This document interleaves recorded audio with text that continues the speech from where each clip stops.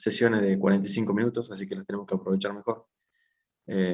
Lo que en realidad también nos viene bien para hacer un corte, arrancamos otra sesión, descansamos un poquito, pero son sesiones que se cortan, así que vamos a tratar de avanzar lo más rápido posible, ¿sí? No sé si tienen alguna consulta, si no iremos avanzando con lo último que vimos en la clase. Así que 2 segunditos, no sé si tienen consultas. A ver. ¿Se ve la diapositiva? Sí se ve, profe. Buenísimo. Por ahí el único tema, acá por ahí a mí el chat no me sale no es tan cómodo. Así que si tienen alguna pregunta, participen con micrófono, estaría bastante bueno también, así se hace más ameno también. Así que bueno, si no me equivoco nos quedamos acá, esto ya lo vimos. Colaboren con mi memoria que no es la mejor. Esta parte ya la vimos. ¿Quieren repasar No, algo de lo que hemos visto? ¿No? ahí quedamos, creo. Justo íbamos a empezar esa y ahí cortamos. Perfecto. Entonces sigamos. Habíamos terminado. Disculpa, ¿Perdón? ¿podría grabar la Sí, clase? perdón. Gracias. Claro. Recording in progress. Ahí está, no me deja mentir. Habíamos charlado un poquito de los tipos de cómo se clasificaban las organizaciones, las empresas en función de distintas variables. Habíamos hablado de producción, según el tipo de producción, según el tipo de organización, según la constitución legal, según su objetivo. Ahí nos habíamos quedado, ¿sí? Lo que nos quedaba charlar ahora, particularmente de este concepto, eran algunos tipos de organizaciones que existen con las que se pueden cruzar, digamos, en la realidad, que son las que están acá mencionadas. La asociación civil, ¿sí? Persona jurídica de carácter privado, ¿sí? Que se origina a partir de un acuerdo fundacional de un grupo de personas. Esto es como dice ahí, son ONG a veces, que son organizaciones sin fines de lucro, que tratan, bueno, de cumplir o de llevar a cabo algún bien común o son de interés general. Son muy variadas, hay de todos tipos de esto. Es una asociación con la que se pueden encontrar. Los sindicatos sí me parece un poco más importante, los sindicatos, porque es algo con lo que ustedes van a lidiar seguramente, si en el día de mañana, cuando les toque trabajar en relación de dependencia sobre todo, los sindicatos son algo con lo que van a tener que lidiar. Los sindicatos son una asociación de trabajadores, ¿sí? Que en Argentina particularmente se nuclea por actividad, o sea, tenés un sindicato el más conocido, obviamente, camioneros, tenés el sindicato de la industria petrolera. Entonces, por actividad, por rubro de actividad, se nuclean, ¿sí? Por supuesto buscan una persona que los represente, un presidente de ese sindicato, y es quien nos representa ante las empresas y ante el Estado también, porque es muy importante el papel que tienen los sindicatos con el Estado, la interacción que tienen. Y como dice ahí, es una asociación de trabajadores cuyo objetivo es la defensa de los intereses profesionales, económicos y laborales de los asociados, o sea, dígase asociados, todas las personas que trabajan en ese rubro, ¿sí? Es uno de los más importantes porque están metidos, por supuesto, en todas las empresas, como corresponde.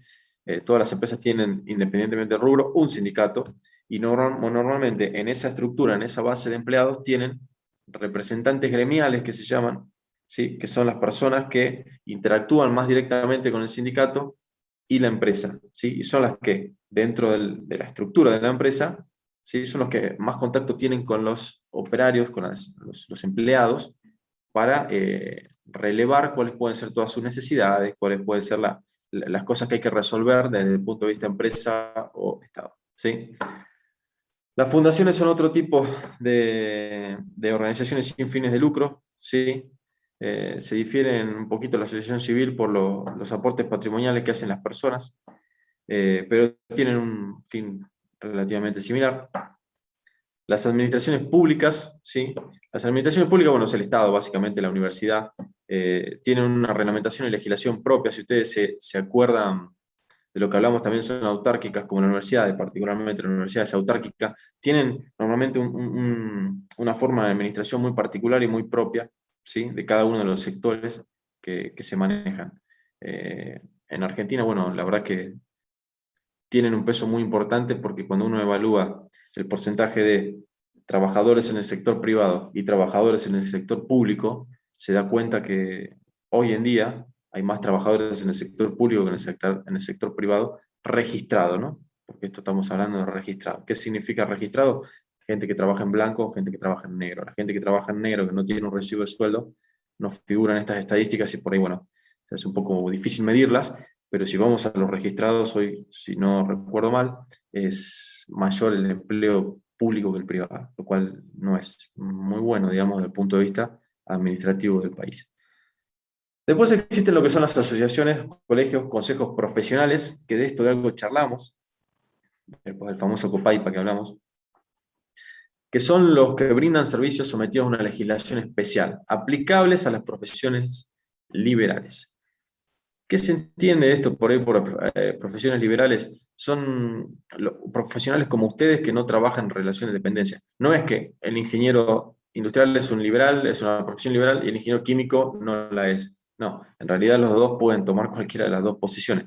Normalmente, lo que yo les decía, los profesionales que trabajan en relación de dependencia no suelen, yo no conozco ninguno, en mi caso particular, asociarse o inscribirse en un consejo profesional, a pesar de como uno de sus compañeros dijo, eso es obligatorio por ley, no se suelen inscribir, normalmente no lo hacen.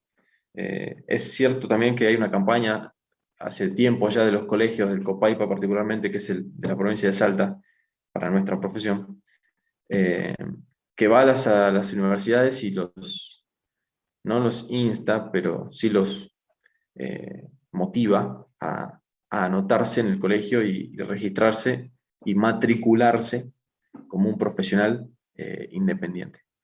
La realidad, a mi punto de vista, yo me dedico a la actividad privada, además de dar clase, eh, es que el colegio no es muy útil, sinceramente, para un ingeniero industrial. Por ahí para un ingeniero civil, sí. Creo que eso está mal, por eso digo que el colegio siempre siento que no me representa y no suma demasiado, porque está muy armado para una actividad civil, chequea el colegio normalmente cálculos estructurales, pero cuando uno va con otro tipo de actividades, por ejemplo de industrial, se acuerdan las actividades reservadas que vimos, que por ejemplo eran tasar máquinas y equipos en funcionamiento, definir un valor económico de esos equipos. El Copaipa no tiene cómo validar que lo que yo digo es cierto, o sea, no hace nada, el Copaipa no firma. Si yo digo este equipo sale $1.000.000, el Copaipa no se va a hacer cargo, digamos. Distinto es si uno es calculista, en donde uno hace un cálculo estructural y dice la viga es de tanto por tanto, con una armadura de tanto por tanto, y el Copaipa sí firma, sí, este muchacho hizo bien el cálculo. Entonces, cuando en el ámbito profesional, en la aplicación, ¿sí?, de todas estas herramientas que tenemos nosotros como industriales, a la vida real, el Copaipa normalmente no te avala en prácticamente nada. No lo digo porque no quiera, sino porque tal vez no tiene las herramientas o no tiene la orientación o vaya uno a saber por qué, pero en general no es el colegio no nos brinda demasiada asistencia. Entonces, cuando uno paga una cuota, es anual, la puede pagar mensual, paga una cuota, paga una caja previsional, todo, para que a cambio, cada vez que vos tenés un problema, le decís, yo necesito que ustedes me validen este cálculo, nosotros no lo podemos hacer porque no tenemos cómo. Esa es siempre la respuesta del Copaipa, para nosotros particularmente, o un ingeniero químico le pasará lo mismo. Es como que yo no le encuentro sentido tener un consejo profesional. Pero bueno, esto es una cuestión muy particular mía, no quiero entrar en detalles. De todas maneras, si tienen alguna pregunta, la hacen. Pero por ley ustedes cuando se reciban se deberían matricular. Eso es tema aparte. Después existen lo que son las comunidades religiosas, que son estas organizaciones. Las organizaciones religiosas son, bueno, por supuesto, como dice, tienen fines supraterrenales, digamos, fines que no se aplican a nuestra vida cotidiana si quieren o sí, sino que tienen un fin que está por encima de nuestra existencia. Y bueno,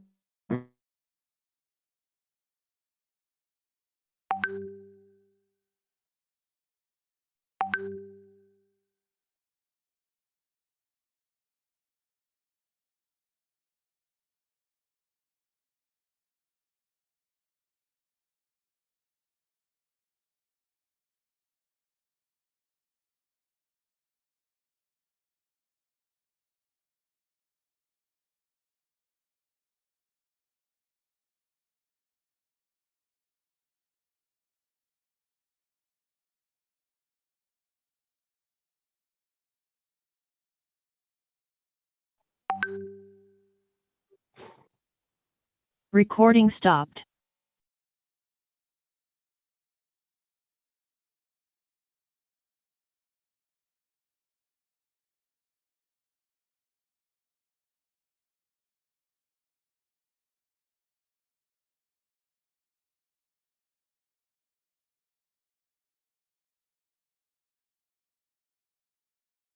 Recording in progress.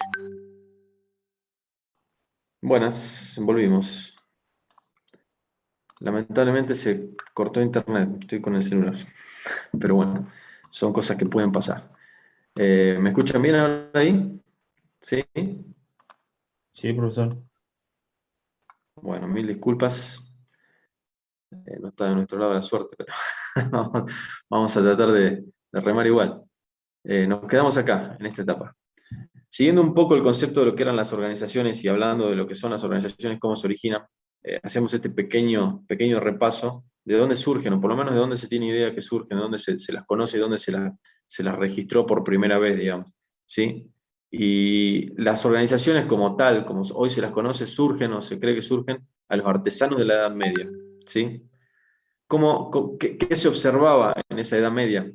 Que dentro de los artesanos, por ejemplo, en este caso, un zapatero podemos elegir, había, ¿sí?, especialistas o maestros, como dice ahí, que se agrupaban por actividades, ¿sí?, que se sindicaban, digamos, de alguna forma, donde había ciertos especialistas que tejían, que eran sastres, que cosían, que eran zapateros, que eran joyeros, y de los cuales había, dentro de ese grupo de especialistas, digamos, distintos subgrupos en donde había un maestro, ¿sí?, una persona que conocía, tenía todas las habilidades y herramientas para poder llevar a cabo un trabajo, en este caso un zapato, si ustedes quieren.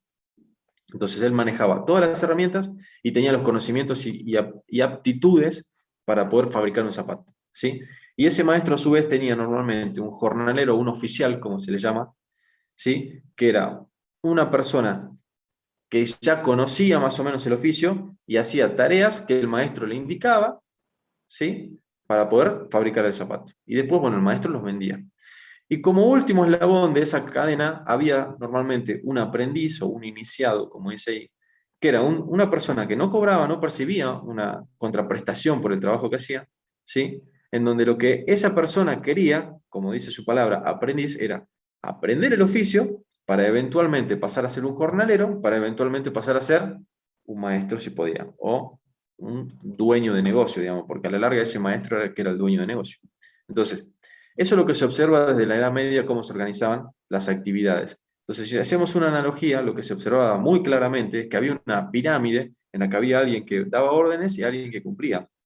Y si ustedes pueden ver ahí la imagen, ¿sí?, de ese triángulo, de esa pirámide que se forma, ¿sí?, es como se conforma la primera organización, o como se identifica la primera organización en la historia, en donde había una punta de esa pirámide, ¿sí?, en donde estaba esa corporación de artesanos, ¿sí?, todo ese grupo de artesanos, ¿sí?, que dominaban el arte de hacer zapatos, por darles un ejemplo, donde había un maestro que era el dueño, que era el segundo eslabón en la pirámide.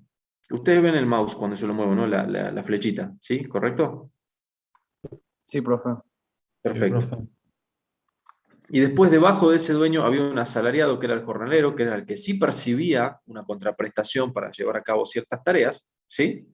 Y que había en el último, en la base de la pirámide, el aprendiz que era quien le interesaba aprender y ir ganando los conocimientos y aptitudes necesarias para eventualmente poder hacer zapatos, ¿sí? Y por supuesto tener las herramientas para hacerlo. Entonces, así es como se conformaba normalmente una organización en la Edad Media, digamos. Hoy esto es totalmente replicable a las organizaciones como son hoy en día. Todas las organizaciones tienen, ustedes lo deben saber, en la misma facultad pasa, tienen desde un decano, a un rector, un decano, a un secretario, a un administrativo, a los profes, dentro de la misma cátedra, a un profesor que es el titular, a un JTP que está por debajo, y en función de las dedicaciones que tiene cada uno, están un escaloncito o dos escaloncitos más abajo. Entonces, esto se replica en absolutamente todos los escalafones de la sociedad. Entonces, de esta manera, se conoce como primer intento de organización desde la Edad Media. Como les digo, replicable a la fecha, ¿sí? Normalmente esta corporación de artesanos era monopólica, como dice la diapositiva, Por supuesto, manejaban precio, manejaban salario, manejaban todo, manejaban la calidad, manejaban todo. ¿Sí? El maestro, que era el capitalista que poseía la materia prima, las herramientas, los conocimientos y los métodos, que es lo que yo le decía. El maestro es alguien que ya domina la habilidad y tiene las herramientas para hacer un zapato. ¿Sí? Por supuesto, se ejercía el control. Y después estaba el jornalero y el aprendiz, que eventualmente querían subir en los escalafones y terminar siendo maestro y parte de la corporación de los artesanos. ¿Sí? Esa es la historia un poquito resumida de lo que es una organización. ¿Qué ventajas y qué comparación podemos hacer en esta diapositiva con lo que pasaba antes, lo que pasa hoy? ¿Y qué desventajas también tenía? Como ventaja, uno podría decir que la producción era personalizada. O sea, yo iba, me sentaba con este maestro, zapatero, y le decía, quiero un zapato así, asá, de tal tamaño, tal color, y lo quiero cuando quieras. Bueno, entonces yo podía satisfacer mi necesidad más directa. O sea, yo sabía exactamente qué zapato quería y él lo ejecutaba. Hoy en día eso, aunque está cambiando, está mutando un poco, prácticamente no existe. O sea, se habla de una, como dice la diapositiva, una enajenación de la producción. O sea, la producción es estándar, es masiva, no está diseñada específicamente para mí como a mí me gusta el zapato, sino lo que hay es una variedad, ¿sí? 10, 15 modelos de zapatos, de los cuales de cada uno de esos zapatos hay 8, 10, 15 talles, y yo tengo que agarrar y elegir uno de esos. No hay uno que esté hecho para mí, sino que yo me tengo que tratar de adaptar más o menos al estándar que hay en el mercado. ¿Sí? Más o menos funciona así. Como ventaja anteriormente, el reconocimiento de la producción obtenida, o sea, se reconocía la calidad y se reconocía una persona en particular que trabajaba mejor que otros. Hoy se trata de reproducir eso, las marcas se pelean por tratar de ser la mejor y tratar de simular ese artesano que es el que nos convence. En esa pirámide original, la facilidad de ascenso, la facilidad de ascenso, de ascender, de escalar posiciones en esa pirámide eran bastante más sencillo. Hoy en día, en un esquema productivo en donde puedo ser un operario de una máquina en una fábrica de zapatos, esa posibilidad de ascender se ve mucho más dificultada, se trunca mucho más fácil que en épocas pasadas en el esquema artesano. ¿Sí? En aquella época las reglas de calidad eran mucho más estrictas. Eso es relativo porque, por supuesto, un maestro artesano vendía un zapato y vendía su nombre con ese zapato. Entonces, si el zapato era malo, por supuesto que no se lo compraban más. Entonces, el concepto de calidad se manejaba de una manera muy estricta porque yo ponía mi nombre, apellido y nombre en ese zapato. Hoy en día, la calidad se mide por puesto de trabajo. Esto ya lo vamos a ver en otro tema que es control de producción, que es el control de calidad por células de trabajo, pero hoy en día esa calidad está mucho más repartida, pero de todas maneras a las marcas no les interesa vender productos de mala calidad en general, porque también repercute en su imagen y en su nivel de venta. Y entonces, las reglas de calidad por ahí no son tan estrictas, no son tan claras como existían en la época de un artesano, pero siguen siendo, sí, muy importantes, ¿sí? Por supuesto, como la mayor desventaja es que la producción era lenta, escasa y cara. O sea, por supuesto, un zapatero, si soy yo quien hago todo el trabajo, si tengo un jornalero o dos jornaleros, yo no puedo fabricar 100 zapatos por semana. Seguramente no lo puedo hacer. Haré dos, o en el mejor de los casos, tres pares, ¿sí? No voy a hacer más que eso. Lamentablemente es así. Hoy en día la producción es masiva, a escalas totalmente groseras, ya parecieran los volúmenes que se manejan. Entonces eso ya no existe, ¿sí? Eso se cambió para bien, si me preguntan a mí. Después algo que se puede mencionar respecto de cómo han cambiado las épocas son con las concepciones de vida que hay en Europa y en Latinoamérica. Esto es más filosófico que otra cosa, se aleja un poquito del tema que estamos charlando, pero eh, impacta en el trabajo y en cómo nos manejamos dentro de una organización. El concepto de vida europeo suele ser más orientado al trabajo, o sea, el trabajo es un fin en sí mismo. Yo trabajo porque el trabajo es un fin. Y un concepto más latinoamericano, que es el trabajo es un medio para alcanzar un fin. Yo trabajo porque a fin de año me quiero ir de vacaciones. Digamos. La verdad que trabajo es lo de menos, sino lo que me importa es que yo consigo el dinero para poder irme de vacaciones a fin de año. O para comprarme un auto, o para comprarme una casa, lo que sea. ¿Cómo impacta eso en las organizaciones? Y bueno, la verdad que esto es un debate muy filosófico, pero normalmente las sociedades en las que el trabajo es un fin en sí mismo suelen ser organizaciones mucho más rígidas, más estructuradas, y las organizaciones latinoamericanas suelen ser mucho más distendidas por el solo hecho de que yo estoy acá porque estoy trabajando para obtener algo, digamos. No es que a mí lo que más me apasiona es el trabajo. Por ahí es medio feo decirlo así. Creo que es un concepto que ha ido cambiando, tal vez. Yo creo que los europeos no son tampoco tan rígidos y estrictos como se los pinta que son. Por ahí los japoneses sí son más estrictos, pero es una cultura también que ahora vamos a charlar un poquito bastante más rígida. Pero bueno, eso como comentario. Normalmente esas concepciones de vida impactan en el comportamiento dentro de una organización, ¿sí? Siendo, como les digo, normalmente un poco más rígidas cuando se tiene un concepto de vida europeo y un poco más laxas cuando se tiene un concepto de vida latinoamericano, ¿sí? Más permisivos, si quieren, ¿sí? Que eso pueda repercutir en otro concepto que vamos a ver más adelante, que es la productividad. Pero bueno, eso, como les digo, es un tema filosófico, vamos a charlar bastante de eso. Siguiendo un poco ahora, lo que vamos a ver ahora en las próximas diapositivas es un poco de historia. Es un poco de rememorar cómo va evolucionando la industria, porque lo que a nosotros nos interesa es la industria, por supuesto, y los procesos productivos. Cómo fue evolucionando, cómo ha impactado en la sociedad, algunos personajes que formaron parte de ese desarrollo, y vamos a ir charlando de cómo nos afectó en la vida y cómo hoy le sacamos provecho, ¿sí? Me van frenando si no entienden algo. Yo tengo el chat abierto, no he leído ninguna pregunta, pero por favor, si no entienden algo, me frenan. Esto es más que nada, es muy teórico, más que nada informativo, porque no les voy a enseñar nada nuevo respecto a la revolución industrial, seguramente algo ya han leído, así que tampoco nos vamos a detener demasiado.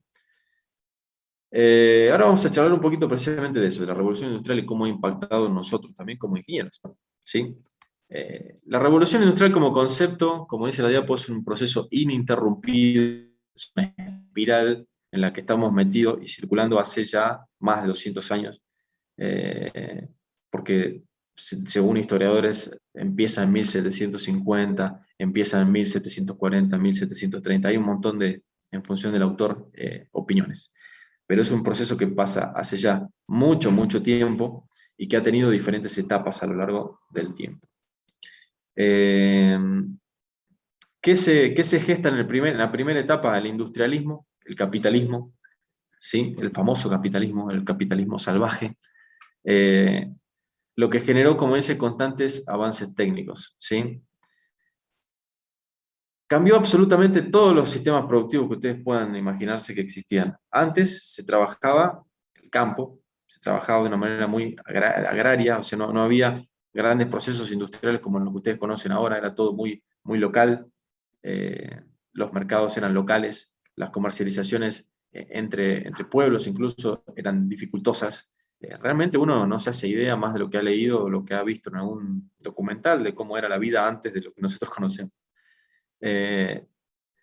A medida que ha ido avanzando, se han ido descubriendo nuevas máquinas y nuevos procesos, se ha avanzado cada vez más rápido. Y ustedes son claro ejemplo, ustedes son testigos de cómo avanza la tecnología día a día y cómo cambia día a día con realidad aumentada, por ejemplo, que se está hablando ahora. Es increíble las cosas que se pueden hacer, realmente uno le llama la atención. Y yo no me considero un joven, pero tampoco soy tan viejo, tengo 38 años, así que igual veo cosas que realmente me llaman la atención.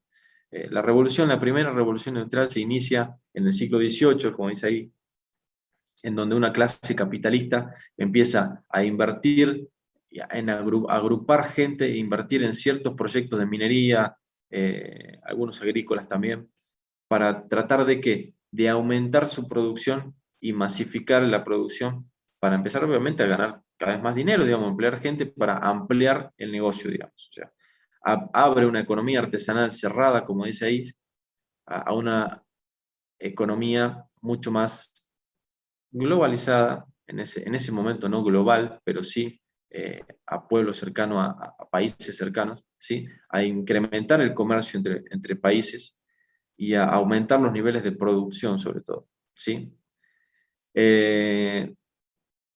Comienza todo con la generación de las máquinas de vapor. Las máquinas de vapor, ya vamos a ver otra diapo que es bien interesante eso. Las máquinas de vapor se empiezan a utilizar no solamente para barcos, como dice ahí, para barcos para mover mercaderías, para trenes, para máquinas. Las primeras máquinas que siempre se mencionan son las máquinas textiles, lo que facilitan muchísimo la confección de prendas, facilitan muchísimo la confección masiva de un montón de productos, ¿sí? A medida que se crea la máquina de vapor, la imaginación del ser humano lo llevó a crear infinita cantidad de máquinas que facilitaron y masificaron sobre todo la producción.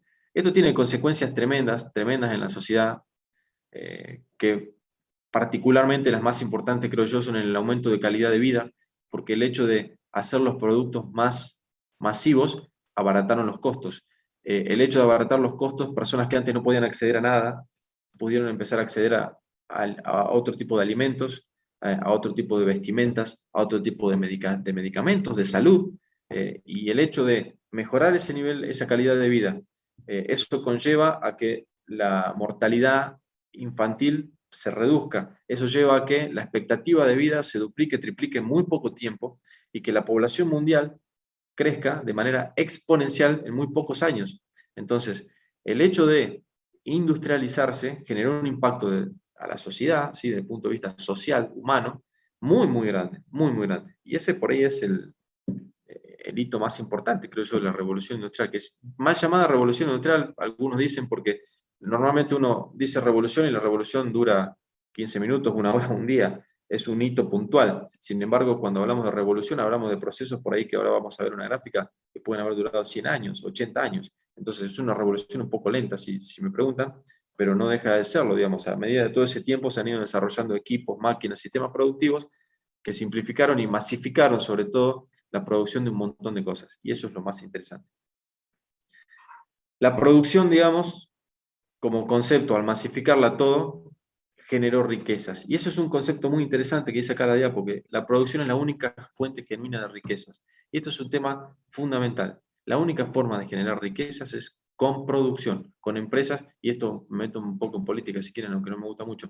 La única forma de generar riqueza es con el empleo privado, con el empleo de empresas que transforman materiales o materias primas con mano de obra para producir algo que lo venden por un incremento de dinero que les genera una riqueza. No hay otra forma de generar riquezas, no existe, ¿sí? Entonces, este boom industrial hizo que se generaran riquezas a una velocidad mucho más importante y que le diera la posibilidad a muchísima gente de salir del campo para entrar a una sociedad industrializada, con todos los beneficios que venimos charlando.